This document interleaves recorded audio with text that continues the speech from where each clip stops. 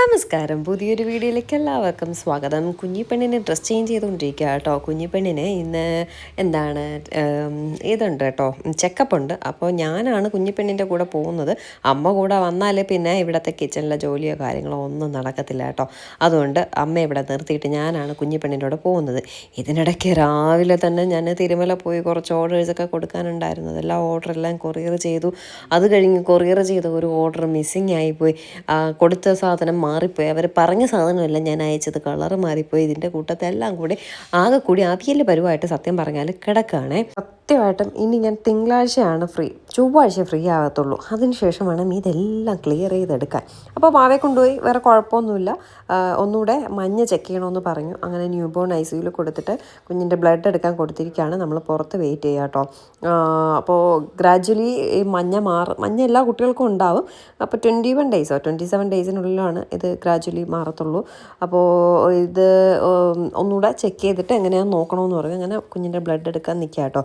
ഞങ്ങളൊക്കെ ടെൻഷൻ അടിച്ച് നിൽക്കുകയാണ്. അഥവാ മഞ്ഞ കൂടുതലാണെങ്കിൽ കുഞ്ഞിനെ അഡ്മിറ്റ് ചെയ്യും. അപ്പോൾ അഡ്മിറ്റ് ചെയ്യുമോ, കുഞ്ഞ് മഞ്ഞ കൂടുതലാണോ എന്നൊക്കെ ഇങ്ങനെ ടെൻഷൻ അടിച്ച് നമ്മൾ നിൽക്കുകയാണ് കേട്ടോ. അപ്പോൾ ബ്ലഡ് ടെസ്റ്റ് എല്ലാം കൊടുത്തിട്ട് നമ്മൾ അവിടെ തന്നെ വെയിറ്റ് ചെയ്തു റിസൾട്ടിന് വേണ്ടിയിട്ട്. വെയിറ്റ് ചെയ്തപ്പോഴേക്കും റിസൾട്ട് വന്നു. അപ്പോൾ പറഞ്ഞു വേറെ കുഴപ്പമില്ല, ഇങ്ങനെ 27 ഡേയ്സിലോ 21 ഡേയ്സിലോ ഗ്രാജ്വലി മാറത്തുള്ളൂ. അപ്പോൾ മാറുന്നുണ്ട്, കുഴപ്പമില്ല, വീട്ടിൽ പോയിക്കോളൂ, നന്നായിട്ട് പാലൊക്കെ കൊടുത്താൽ മതി എന്ന് പറഞ്ഞു കേട്ടോ. അങ്ങനെ കുഞ്ഞിനെയും കൊണ്ട് നമ്മൾ നേരെ വീട്ടിലേക്ക് പോവുകയാണേ. അപ്പോൾ എന്തായാലും ഇതിനിടയ്ക്ക് നിങ്ങൾക്ക് എല്ലാവർക്കും ഉപകാരപ്പെടുന്ന ഒരു കുഞ്ഞ് പ്രോഡക്റ്റ് ഞാൻ പരിചയപ്പെടുത്തി തരാം. ഒരുപാട് നാളായിട്ട് വാങ്ങണമെന്ന് ആഗ്രഹിച്ചിട്ട് ഇപ്പോൾ ഫൈനലി ഞാനത് വാങ്ങിയിട്ടുണ്ട്. എന്തായാലും എല്ലാവർക്കും ഉപകാരപ്പെടുമെന്ന് തന്നെയാണ് വിശ്വാസം. ഒന്ന് കണ്ടു നോക്കൂ കേട്ടോ. ഇതാണ് അഗാരയുടെ grand standing garment steamer. Steam അയണിങ് ചെയ്യുന്ന ഒരു പ്രോഡക്റ്റ് ആട്ടോ. ഞാൻ ഒരുപാട് നാളായിട്ട് വാങ്ങണമെന്ന് കരുതുന്നൊരു സാധനം കേട്ടോ. ഭയങ്കര ഈസിയാണ് ഇത് യൂസ് ചെയ്യാനൊക്കെ ആയിട്ട്. നമ്മുടെ അയൺ ബോക്സ് യൂസ് ചെയ്യും പോലെയല്ല കേട്ടോ ഈ സ്റ്റീം അയൺ എന്ന് പറയുന്നത്. ഇപ്പോൾ ഏതൊക്കെ വേണേലും സ്കൂളിൽ അയൺ ചെയ്ത് ഡ്രസ്സൊക്കെ ഇട്ടിട്ട് പോകാൻ പറ്റും. അത്രയ്ക്ക് ഈസി ആയിട്ടുള്ളൊരു സാധനമാണ്. അപ്പോൾ ഇതിൻ്റെ ഡീറ്റെയിൽസ് ഞാനൊന്ന് ചെറുതായിട്ട് പറഞ്ഞു തരാവേ. ഇത് 2000 വാട്ട് പവറാണ്. സ്റ്റെയിൻലെസ് സ്റ്റീൽ പ്ലേറ്റ്സ് ആണ്. അതുപോലെ തന്നെ 60 മിനിറ്റ് സ്റ്റീം ഡ്യൂറേഷനും വരുന്നുണ്ട്. ഇതിങ്ങനെ ഓപ്പൺ ചെയ്ത് ഇതിലേക്കാണ് വാട്ടർ ഫില്ല് ചെയ്യുന്നത്. 1.8 ലിറ്റർ വാട്ടർ ടാങ്കാണ് ഇതിൽ വരുന്നത്. ഫാസ്റ്റ് സ്റ്റീമിംഗ് ആണ് ഇതിൽ നടക്കുന്നത്. ഇതിൻ്റെ വെള്ളം ഡ്രെയിൻ ചെയ്യാനായിട്ട് താഴെ ഇതുപോലൊരു സാധനമുണ്ട്. അതൊന്ന് ജസ്റ്റ് ഓപ്പൺ ചെയ്ത് കൊടുത്താൽ മതി.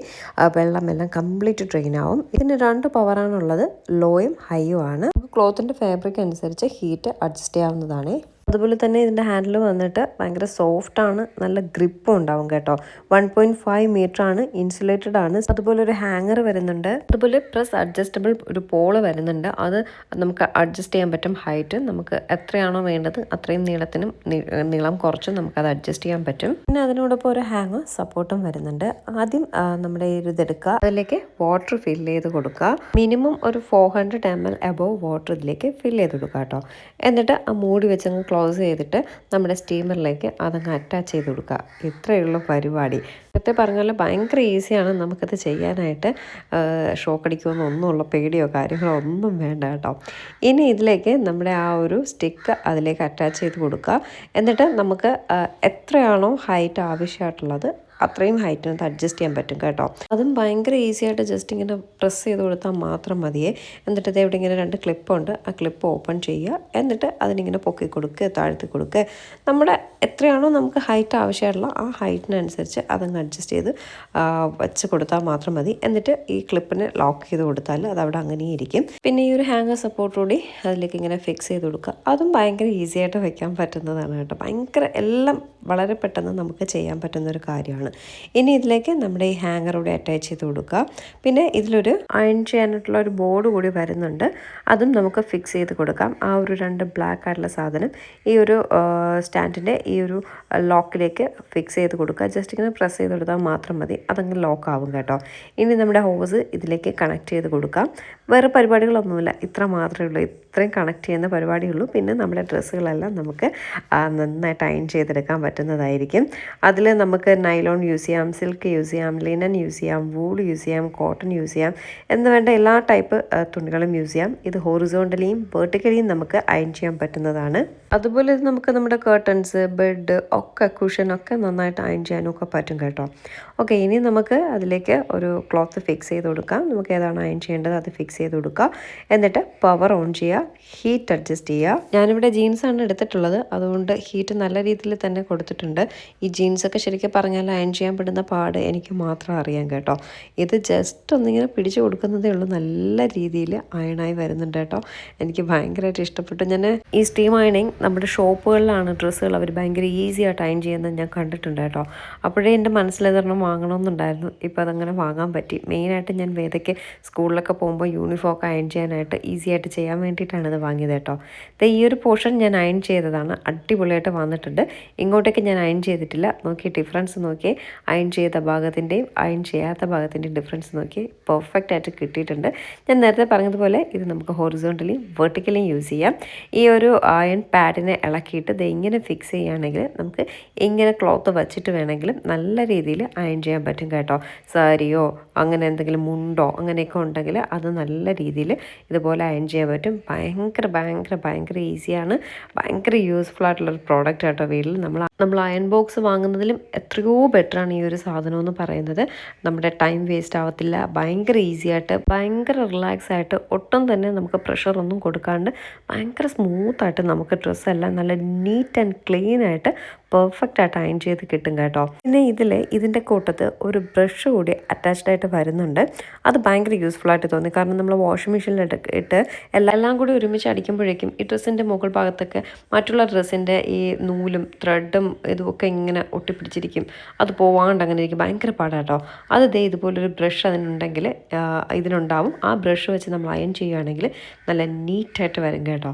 സോ അഗാരോയുടെ ഈ ഒരു പ്രോഡക്റ്റ് വേണമെങ്കിൽ ഡിസ്ക്രിപ്ഷനിലെ ഡീറ്റെയിൽസ് കൊടുത്തിട്ടുണ്ടേ. സത്യം പറഞ്ഞാൽ ഇപ്പോഴാണൊന്ന് ഫ്രീ ആയത് കേട്ടോ. അയ്യോ, കുഞ്ഞിയെ കൊണ്ട് ഹോസ്പിറ്റലെല്ലാം പോയി, റിസൾട്ട് കിട്ടാൻ ലേറ്റായി. 2 hours എടുക്കുമെന്ന് പറഞ്ഞു. അങ്ങനെ അവിടെ ഇരുന്നിരുന്ന് ഇപ്പോഴാണ് വീട്ടിൽ വന്നത്. പൊന്നുവിൻ്റെ ഐസ്ക്രീം എടുത്തിരൂടാ. നമ്മൾ വരുന്ന വഴിക്ക് കണ്ണൂസി കയറി ഐസ്ക്രീം വാങ്ങി. പ്ലീസ് ഇഷ്ടപ്പെടൂ. രാവിലെ മുതൽ ഞാൻ ഓട്ടമല്ലേ. സാൻഡ്വിച്ച് ഐസ്ക്രീം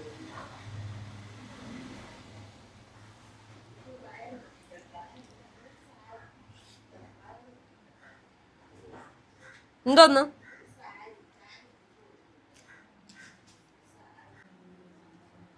ആർക്കൊക്കെ അമൂലിൻ്റെ ഈ സാൻഡ്വിച്ച് ഐസ്ക്രീം ഇഷ്ടമാണ് കമൻറ്റ് ചെയ്യാം. നമ്മൾ ജുവലറി പോണാ? ജുവലറി പോകുന്നോ?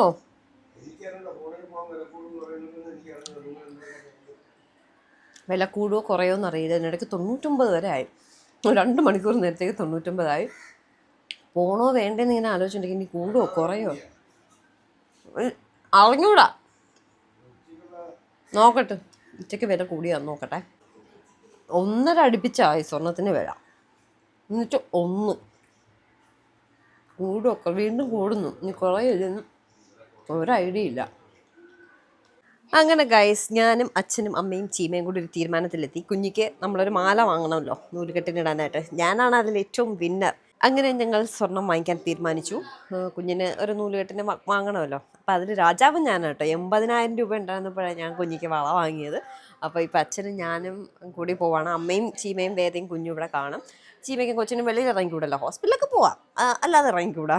അപ്പോൾ നൂലുകെട്ട് കഴിഞ്ഞാലേ ഇറങ്ങാവൂ. അങ്ങനെ ഇരിക്കുകയാണ്. അപ്പം ഞങ്ങൾ പോയി, ഞാനും അച്ഛനും പോയി ഒരു മാല വാങ്ങാമെന്ന് കരുതി. ഇനി കൂടിയാലും കുറഞ്ഞാലും എന്തോന്നും ബഹളം, ചലപ്പറ വീട്. ബിഗ് ബോസ് ഹൗസാണിത്, ബിഗ് ബോസ് ഹൗസ്. പറഞ്ഞു വന്നത് എന്താണ്? എന്താണ് പറഞ്ഞു വന്നത്? എന്തോ മാല വാങ്ങാൻ പോവാണ്. എന്തോ പറഞ്ഞു വന്ന് മാറിപ്പോയിട്ടോ. കാര്യമായിട്ട് സംസാരിച്ചുകൊണ്ടുവന്നേ. ഈ ചലപ്പറകളൊന്നും നിർത്തും, ഞാൻ വീഡിയോ എടുത്തോണ്ടിരിക്കുകയാണ്. അത് തന്നെ ബിഗ് ബോസ് ഹൗസ്. നിങ്ങൾ പറഞ്ഞപ്പോൾ ഞാൻ പറഞ്ഞുകൊണ്ടിരുന്ന പോലും വിട്ടുപോയി, മാറിപ്പോയി. അങ്ങനെ നമ്മൾ പോയി മാല വാങ്ങിച്ചിട്ട് വരാം. അങ്ങനെ ഞാനും അച്ഛനും കൂടി ഗോൾഡ് വാങ്ങാനായിട്ട് പോവുകയാണ്. അമ്മ വരുന്നില്ല. ആദ്യം വേദ വരുന്നു എന്നൊക്കെ പറഞ്ഞു നിന്നിട്ട് കുഞ്ഞിപ്പെണ്ണ് നന്നായിട്ട് ഉണർന്ന് കിടക്കുക കേട്ടോ. അവളോട് കളിക്കുന്നതിന് കരുതി വേദ വരുന്നില്ല എന്ന് പറഞ്ഞു. അങ്ങനെ ഞാനും അച്ഛനും കൂടി ജോസ്കോയിലേക്ക് വന്നിട്ട് കുഞ്ഞുങ്ങളുടെ സെക്ഷനിലേക്ക് വന്നു കേട്ടോ. ഇവിടെ കുഞ്ഞുങ്ങളുടെ സെക്ഷൻ പ്രത്യേകമായിട്ടുണ്ട്. അപ്പോൾ സ്ഥിരം നമ്മൾ ഗോൾഡ് വാങ്ങുന്നത് ജോസ്കോയിൽ തന്നെയാണ്. കുഞ്ഞിൻ്റെ നൂലുകെട്ട് മാല എന്ന് പറഞ്ഞു. അങ്ങനെ മാല നോക്കുകയാണ്. സത്യം പറഞ്ഞ് സ്വർണത്തിൻ്റെ വില എങ്ങോട്ടല്ലേ പോകുന്നത്.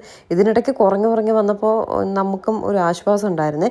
അച്ഛൻ ഇതിനിടയ്ക്ക് ചിട്ടിക്ക് ചേർന്നിട്ടുണ്ടായിരുന്നു. അപ്പോൾ ചിട്ടിയിൽ കുറച്ച് കുറച്ച് പൈസ അടച്ചിട്ടുണ്ടായിരുന്നു. അത് 1.26 1.30 അച്ഛൻ എമൗണ്ട് പേ ചെയ്തിട്ടുണ്ടായിരുന്നു കേട്ടോ. അപ്പോൾ കുറഞ്ഞപ്പോൾ നമ്മളൊന്ന് വിഷമിച്ചു, അയ്യോ അത്രയിലൊക്കെ നമ്മൾ അടച്ചല്ലോ എന്ന് കരുതി. ഇപ്പോൾ വീണ്ടും കൂടി വരിക, കുറയുമെന്ന് കരുതിയിട്ട് വീണ്ടും കൂടി വരിക. അപ്പോൾ വന്ന പാടെ തന്നെ അച്ഛൻ്റെ മാലയുടെ എന്തോ പൊട്ടിയിരുന്നു, അത് ഒട്ടിക്കാൻ കൊടുത്തു. പിന്നെ മോതിരത്തിൻ്റെ കല്ല് പോയിരുന്നു, അത് ഒട്ടിക്കാൻ കൊടുത്തു. പിന്നെ ഒരു മോതിരം ഷേപ്പ് ചെയ്യാനൊക്കെ കൊടുത്തിട്ടാണ് ബാക്കി നമ്മൾ ജ്വല്ലറി എല്ലാം നോക്കുന്നത്. അങ്ങനെ ഓരോരോ മാലയായിട്ട് എടുത്ത് വെക്കുകയാണ്. അപ്പം നല്ല സോഫ്റ്റ് ആയിട്ടുള്ള കുഞ്ഞിവൻ്റെ ദേഹത്തൊന്നും കൊള്ളാത്ത രീതിയിലുള്ള മാലയാണ് നോക്കുന്നത്. ഇനി സ്വർണ്ണത്തിന് എത്ര വില കൂടിയെന്ന് പറഞ്ഞാലും സ്വർണ്ണക്കടയിൽ തിരക്ക് കാണുമ്പോൾ നമ്മളൊന്ന് കണ്ണ് തള്ളും കേട്ടോ. കാരണം ഇതുപോലെ ഇപ്പം നമുക്ക് കുഞ്ഞിപ്പെണ്ണിൻ്റെ ഒരു ആവശ്യം വന്നു, നമുക്കത് വാങ്ങിച്ചല്ലേ പറ്റത്തുള്ളൂ. അത് നമുക്ക് വാങ്ങിക്കാതിരിക്കാൻ പറ്റില്ലല്ലോ. അതുപോലെ എല്ലാവരും ഒരു കല്യാണം വരുമ്പോൾ അത് വാങ്ങിച്ചല്ലേ പറ്റത്തുള്ളൂ, വാങ്ങിക്കാതിരിക്കാൻ പറ്റത്തില്ലല്ലോ. അതുകൊണ്ട് എല്ലാവരും വരും കേട്ടോ. ഇനിയിപ്പോൾ ഏപ്രിൽ, വിഷു ആ ഒരു സമയമൊക്കെ കല്യാണ സീസണൊക്കെ ഒരുപാടുള്ളതല്ലേ, ഇതുകൊണ്ട് നല്ല തിരക്കൊക്കെ ഉണ്ട്. അങ്ങനെ ഞങ്ങൾ മാല എല്ലാം നോക്കിയിട്ട് സച്ചിൻ മോഡൽ മാല, വേറെ ഒരു മോഡൽ മാല, അങ്ങനെ 2-3 മാല സെലക്ട് ചെയ്തു. നോക്കിയിട്ട് അതിലൊരെണ്ണം സെലക്ട് ചെയ്തു കേട്ടോ. അപ്പോൾ ഈ സച്ചിൻ മോഡലൊക്കെ എപ്പോഴും ഉള്ളതല്ലേ, അതുകൊണ്ട് വേദയുടെ കയ്യിലൊരു ബ്രേസ്ലെറ്റ് കിടക്കുന്നതും സച്ചിൻ മോഡലാണ്. എല്ലാവരുടെ കയ്യിലോ കഴുത്തിലോ എപ്പോഴെങ്കിലും ഒരു സച്ചിൻ മോഡൽ ഉണ്ടാവും. അതുകൊണ്ട് സച്ചിൻ മോഡൽ എടുക്കണോ അതോ വേറെ എടുക്കണോ എന്നൊക്കെ പറഞ്ഞ് ഇങ്ങനെ നോക്കി ഇരുന്നപ്പോഴേക്കും കൺഫ്യൂഷനായിട്ടൊരു 3 മാല മാറ്റി വെച്ചിരുന്നു. ഒന്ന് എന്താ എൻ്റെ പേര് ഞാൻ മറന്നുപോയി. ആ മാല, പിന്നെ ഒരു സച്ചിൻ മാല, പിന്നെ ഈ ഒരു മാല. ഫൈനലി ഞങ്ങൾ ഈ മാല കേട്ടോ കുഞ്ഞിപ്പെണ്ണിനെ സെലക്ട് ചെയ്തത്. നല്ല സോഫ്റ്റായിട്ട് കിടക്കും, അത് കഴുത്തിലൊന്നും മുറിയെ അങ്ങനെ ഒന്നും ഉണ്ടാകത്തില്ല. അത് സച്ചിൻ പോലെ തന്നെ, പക്ഷെ അതിൽ വേറൊരു മാല. ഇത് ബ്രേസ്ലെറ്റൊക്കെ ചെയ്യുന്ന ഒരു ടൈപ്പ് മാല കേട്ടോ. അങ്ങനെ ഇത് തന്നെയാണ് നമ്മൾ ഫിക്സ് ചെയ്തത്. നമുക്ക് എല്ലാവർക്കും, എനിക്കും അച്ഛനൊക്കെ ഒത്തിരി ഇഷ്ടമായി. അത്യാവശ്യം കാണാനൊക്കെ നല്ല ഭംഗിയുണ്ട്, നല്ല സോഫ്റ്റായിട്ട് കഴുത്തിൽ കിടക്കുകയും ചെയ്യും. അങ്ങനത്തെ ഒരു ടൈപ്പ് മാലയാണ് വാങ്ങിയത്. അപ്പോൾ അച്ഛൻ്റെ കഴുത്തിൽ കിടക്കുന്ന മാലയുടെ ഓൾമോസ്റ്റ് ഒരു സെയിം ആണ്. പക്ഷെ അച്ഛൻ്റെത് അതല്ല, വേറെയാണ്. അത് ദേഹത്തൊക്കെ ചിലപ്പോൾ കയറി കൊള്ളുന്ന ടൈപ്പാണ് കേട്ടോ. പക്ഷെ നമ്മൾ എടുത്ത മാല അത്ര ഇതില്ല. അപ്പോഴേക്കും അച്ഛൻ്റെ മോതിരവും മാലയൊക്കെ കാണിച്ചു തരാം കേട്ടോ. അങ്ങനെ ഈ മാലയെല്ലാം സെലക്ട് ചെയ്തു. എന്നിട്ട് നമ്മുടെ സെബിയാണ് ഇവിടെ ജോസ്കോയിൽ നമ്മുടെ ആളെന്ന് പറയുന്നത്. സെബിയെ വിളിച്ചു, ഒന്ന് റേറ്റൊക്കെ നോക്കുകയാണ്. അപ്പോൾ അച്ഛൻ ചിട്ടിക്കൊക്കെ പൈസ അടച്ചിട്ടുണ്ടായിരുന്നു, അതും ഇതും ആവറേജൊക്കെ കാൽക്കുലേറ്റ് ചെയ്ത് സംഭവം സെറ്റാക്കി തരുകയാണ്. സ്വർണ്ണം വാങ്ങുന്നതിനെക്കാട്ടി പൈസയാണ് അതിൻ്റെ പണിക്കൂലി എന്ന് പറയുന്നത്. എപ്പോഴും അതെ കേട്ടോ. നമ്മളിപ്പോൾ ഒരു പവൻ ഞാൻ കൊടുത്തു എന്ന് വയ്ക്കുക, 1 പവൻ തിരിച്ചെടുത്തു എന്ന് വയ്ക്കുക, വീണ്ടും 1 പവൻ്റെ പൈസ കൂടെ നമ്മൾ അടയ്ക്കേണ്ടി വരും. എന്താണ് പണിക്കൂലി, അതിൻ്റെ മേക്കിംഗ് ചാർജ് എന്ന് പറയുന്നത്. അപ്പോൾ അങ്ങനെ കുറച്ച് എമൗണ്ട് കൂടി നമുക്ക് അടയ്ക്കാനായിട്ടുണ്ട്. വലിയ ലാഭമെന്ന് പറയാനൊന്നും ഇല്ല കേട്ടോ ചിട്ടിക്ക് ചേർന്നത്. കാരണം എപ്പോഴും കൂടി നിന്ന സമയത്താണ് നമ്മൾ പേയ്മെൻറ്റ് ചെയ്തത്. കാരണം ഇനിയും കൂടുമോ എന്ന് എഴുതിയിട്ട് നല്ല കൂടി നിന്ന സമയത്ത് കുറച്ച് പേയ്മെൻറ്റൊക്കെ ചെയ്തിട്ടുണ്ടായിരുന്നു. അതുകൊണ്ട് വലിയ ലാഭമെന്ന് പറയാനൊന്നും ഇല്ല, എങ്കിലും കുഴപ്പമില്ല. ഇന്നിപ്പോൾ വാങ്ങണോ വേണ്ടെന്ന് കൂടി കൺഫ്യൂഷൻ ഉണ്ടായിരുന്നേ. 1,07,000 സംതിങ്ങിൽ നിന്നതാണ്. ഞങ്ങൾ വീട്ടിൽ നിന്ന് ഈ ജോസ്കോയിൽ എത്തുന്ന സമയം 1,80,000 ആയി. വീണ്ടും ജോസ്കോയിൽ ഇരുന്ന സമയത്ത് വീണ്ടും കൂടി കേട്ടോ. അപ്പോൾ 2 പ്രാവശ്യം കൂടി. അപ്പോൾ പിന്നെ വാങ്ങണോ വേണ്ട, ഇനി നാളെ വീണ്ടും കുറയുമോ എന്നൊക്കെ ഒരു കൺഫ്യൂഷനിൽ നിന്നതാണ്. എന്തായാലും അച്ഛൻ പറഞ്ഞു ഇനിയിപ്പോൾ എപ്പോഴായാലും നമുക്ക് വാങ്ങണ്ടേ, നാളെ കുറയുകയാണെങ്കിൽ നമ്മുടെ ഭാഗ്യദോഷമെന്ന് കരുതുക, അല്ലെങ്കിൽ കുഴപ്പമില്ല എന്തായാലും വാങ്ങാമെന്ന് പറഞ്ഞാണ് ഞാനും അച്ഛനും കൂടെ ഇറങ്ങി തിരിച്ചത്. എന്നിട്ട് ഇവിടെ വന്ന് എൻ്റെ ഒരു മാല ഒന്ന് മാറ്റണമെന്നൊക്കെ എനിക്കുണ്ടായിരുന്നു. പിന്നെ നോക്കിയപ്പോൾ ബഡ്ജറ്റൊക്കെ ഭയങ്കര വലുത്. അതിനെയൊക്കെ അവിടെ അതുപോലെ വെച്ചിട്ട് നോക്കിയപ്പോൾ ഇതുപോലെ രുദ്രാക്ഷ ബ്രേസ്ലെറ്റ് ഉണ്ട് കേട്ടോ. അപ്പോൾ എനിക്ക് ഭയങ്കര ഒരു ആഗ്രഹം, അച്ഛൻ ഇങ്ങനെ ഇതുപോലെ ഒരെണ്ണം ഇടണം, ഒന്ന് വാങ്ങിച്ച് കൊടുക്കാനുള്ള ബഡ്ജറ്റൊന്നും നമ്മുടെ കയ്യിലില്ല. അപ്പോൾ അത് കണ്ടപ്പോൾ അഥവാ അച്ഛന് കയ്യിലിടുമ്പോൾ ഒരു കൊതിയായി അച്ഛൻ വാങ്ങിച്ചാലോ എന്ന് കരുതി അച്ഛൻ്റെ കയ്യിൽ അത് ഇട്ട് നോക്കുക കേട്ടോ. ഇട്ടപ്പോൾ നല്ല ഭംഗിയുണ്ട്. അപ്പോൾ അച്ഛനോട് വാങ്ങാൻ പറഞ്ഞപ്പോൾ അച്ഛന് വാങ്ങാനൊക്കെ ആഗ്രഹമുണ്ട്. പക്ഷേ നമ്മളിപ്പോഴത്തെ സ്വർണ്ണവിലേക്ക് നിങ്ങൾ കാണുന്നില്ലേ, അതുകൊണ്ട് അച്ഛന് വലിയ ആഗ്രഹമൊന്നുമില്ല കേട്ടോ. അങ്ങനെ അതിനെ നോക്കിയിട്ട് അത് അതേപടി അങ്ങ് ഊരി വെച്ചേ. സത്യം പറയാം, എനിക്ക് പണ്ട് മുതൽ ഒരു രുദ്രാക്ഷ മാല അല്ലെങ്കിൽ രുദ്രാക്ഷ ബ്രേസ്ലെറ്റ് അച്ഛൻ ഇട്ടാൽ കൊള്ളാമെന്നൊരു ആഗ്രഹമുണ്ട്. വാങ്ങിക്കൊടുക്കാനും ആഗ്രഹമൊക്കെ ഉണ്ട്. പക്ഷേ നമ്മുടെ കയ്യിൽ ഒതുങ്ങുന്നതല്ല, നമ്മൾ കൂട്ടിയാൽ കൂടുന്നതല്ല അതെന്ന് പറയുന്നത്. നല്ല അത്യാവശ്യം വെയിറ്റൊക്കെ ഉണ്ടെങ്കിലല്ലേ പറ്റത്തുള്ളൂ. എപ്പോഴെങ്കിലും വാങ്ങിക്കൊടുക്കാൻ പറ്റട്ടെ, അപ്പോഴും വാങ്ങിക്കൊടുക്കും. പക്ഷേ ഇപ്പോൾ എന്തായാലും നമ്മളെ കൊണ്ട് പറ്റത്തില്ല. പിന്നെ ഒരു കാര്യമുണ്ട്, അച്ഛനൊക്കെ എന്ത് വേണോ വാങ്ങിച്ചിടാനുള്ള ഭാഗ്യമുണ്ട്. പക്ഷേ അച്ഛൻ അങ്ങനെ ചിലവാക്കാത്ത ഒരാളാണ്. മക്കൾക്ക് വേണ്ടിയും കുടുംബത്തിന് വേണ്ടിയും മാത്രം ചിലവാക്കുന്ന മനുഷ്യനാണ് അച്ഛൻ. നമ്മൾ കിടന്ന് അലച്ചലച്ച് ഒരു ഷർട്ട് തന്നെ വാങ്ങണമെങ്കിലും അമ്മയോ ഞങ്ങൾ ആരെങ്കിലും വാങ്ങിക്കൊടുത്താൽ മാത്രമേ അച്ഛൻ ഇടത്തുള്ളൂ കേട്ടോ. അത് അച്ഛൻ്റെ ഒരു രീതിയാണ്. അതുകൊണ്ട് അച്ഛൻ സ്വർണം വാങ്ങണം അങ്ങനെ അച്ഛന് ആഗ്രഹം ഉണ്ടെങ്കിലും ചിലപ്പോൾ വാങ്ങാത്തതാവാം. പക്ഷേ വാങ്ങാനുള്ള എല്ലാ ഇതും നമ്മളെക്കാട്ടി അച്ഛൻ്റെ ഉണ്ടെങ്കിലും അച്ഛൻ വാങ്ങത്തില്ല. നമുക്ക് വേണ്ടി എന്ത് വേണോ ചെയ്യും, അച്ഛന് വേണ്ടി ഒന്നും ചെയ്യില്ല. ആണ് അച്ഛൻ. അതാണ് ഈ ചതയം നക്ഷത്രക്കാരുടെ ഒരു പ്രത്യേകത എന്ന് പറയുന്നത്. കുടുംബത്തിന് വേണ്ടി ജീവിക്കുന്നവരാണ് ചതയം നക്ഷത്രക്കാർ. അതുകൊണ്ട് കുഞ്ഞിപ്പെണ്ണോ അങ്ങനെ ആയിരിക്കും. പിന്നെ പെൺചതയം വ്യത്യാസം ഉണ്ടാവും എന്നൊക്കെയാണ് പറയുന്നത് കേട്ടോ. അത് കഴിഞ്ഞ് സ്വർണ്ണമെല്ലാം വാങ്ങിയ ശേഷം നമ്മളിതേ വീട്ടിലേക്ക് പോവുകയാണ്. പോകും വഴി ചീമയ്ക്ക് ഇതുവരെ തെരച്ചി മീൻ, നമ്മുടെ ഇവിടെ തെരച്ചി മീൻ എന്ന് പറയും, തെരച്ചി മീൻ ഇതുവരെ വാങ്ങിക്കൊടുത്തില്ല കേട്ടോ. പ്രസവിച്ച് കിടക്കുന്ന കുട്ടികൾക്ക് തെരച്ചി മീൻ കറി വെച്ച് കൊടുക്കണം എന്ന് പറയും. അപ്പോൾ കഴിഞ്ഞ ദിവസം രാവിലെ എനിക്കൊരു മെസ്സേജ് കേട്ടോ, പാവം വേദികയില്ലേ, നമ്മുടെ വേദിയുടെ ഫ്രണ്ട്, വേദികയുടെ അമ്മ ചേച്ചി എനിക്ക് മെസ്സേജ് ഇട്ടേക്കാം, അയ്യോ ചീമയ്ക്ക് തെരച്ചിയൊക്കെ വെച്ച് കൊടുക്കണേ, തീയലൊക്കെ വെച്ച് കൊടുക്കണേ എന്നൊക്കെ പറഞ്ഞിട്ട് മെസ്സേജ്. ഒരുപാട് പേര് ഇതുപോലെ കമൻറ്റും പറയുന്നുണ്ട് കേട്ടോ, ഇങ്ങനെ തെരച്ച് വെച്ച് കൊടുക്കണം, തീയലും രസമൊക്കെ അമ്മ എന്നും വയ്ക്കുന്നുണ്ട്. പക്ഷെ തെരച്ച് ഇതുവരെ കിട്ടിയിട്ടുണ്ടായിരുന്നില്ല. അപ്പോൾ നമ്മളൊന്ന് പോകുന്ന വഴിക്ക് ഇവിടെ കരമന വലിയ പീസ് തെരച്ചിരിപ്പുണ്ടായിരുന്നു. അങ്ങനെ ഏതൊരു 2 കിലോ അടുപ്പിച്ചെന്തോ ഉണ്ടായിരുന്നു കേട്ടോ. അത് അച്ഛനിങ്ങ് വാങ്ങി. നീ തെരച്ച് കിട്ടിയില്ല എന്നുള്ളൊരു വിഷമം വേണ്ട, തെരച്ചിയൊക്കെ എപ്പോഴും കിട്ടുന്ന മീനല്ലല്ലോ, അതുകൊണ്ടാണ്. എന്തായാലും അച്ഛൻ തെരച്ചി മീനൊക്കെ വാങ്ങി, വേറെയും കുറച്ചെന്തോ മീനൊക്കെ വാങ്ങി നമ്മൾ വീട്ടിലേക്ക് പോയി. ഇനി ആരും പ്രസവിച്ച് കിടന്ന കൊച്ചിന് തെരച്ച് വാങ്ങിക്കൊടുത്തില്ല എന്ന് പറയില്ലല്ലോ. പിന്നെ ഇപ്പോഴേ എല്ലാ ആഹാരവും കഴിക്കാമെന്നല്ലേ പറയുന്നത്. അപ്പം വേദികയുടെ അമ്മ ചേച്ചി അതിൽ ഇങ്ങനെ നമ്മൾ ബിരിയാണിയൊക്കെ വെച്ച് കഴിക്കുന്ന കണ്ടിട്ടാണ് പറഞ്ഞത്. ഇപ്പോഴുള്ള ഡോക്ടേഴ്സ് അങ്ങനെയൊക്കെ പറയുമെങ്കിലും നമ്മൾ പഴയ ഒരു രീതിയിൽ തെരച്ചിയും തീയലും, അങ്ങനെ തീയലും രസമൊക്കെ അമ്മ എന്നും വെച്ച്, ഗ്യാസിനുള്ള എല്ലാ സാധനം, കരിപ്പട്ടി, ചായ അതൊക്കെ ഇട്ട് കൊടുക്കുന്നുണ്ട്. അപ്പം മറ്റന്നാൾ മുതൽ ചീമയ്ക്ക് വേദമൊക്കെ സ്റ്റാർട്ട് ചെയ്യും. അപ്പോൾ അതെല്ലാം അതിൻ്റെ വഴിക്ക് നടക്കുന്നുണ്ട്. എങ്കിലും ഈ തെരച്ചി മീൻ എല്ലാവരും പറയുന്നുണ്ട്, പക്ഷെ കിട്ടാനില്ലാത്തതുകൊണ്ടാണ് വാങ്ങാത്തത്. പക്ഷെ നമ്മുടെ കണ്ണിൽ നിന്ന് പെട്ടു. അങ്ങനെ ചീമയ്ക്ക് ഭാഗ്യമുണ്ട് കേട്ടോ തെരച്ച് കഴിക്കാനായിട്ട്. എവിടെ ചീമ ഇതൊക്കെ ഒന്ന് പേരിന് വേണ്ടി കഴിക്കുന്നതല്ലാതെ കഴിക്കത്തില്ല. അതിപ്പോൾ ബിരിയാണി ആണെങ്കിലും അവൾ അത്രേ കഴിക്കത്തുള്ളൂ കേട്ടോ. അപ്പോൾ എന്തായാലും ഇന്നത്തെ ഈ ഒരു കുഞ്ഞു വിശേഷം ഇവിടെ കഴിയുന്നു. പുതിയൊരു വീഡിയോ ആയിട്ട് ഉടനെ കാണാം. ടാറ്റാ.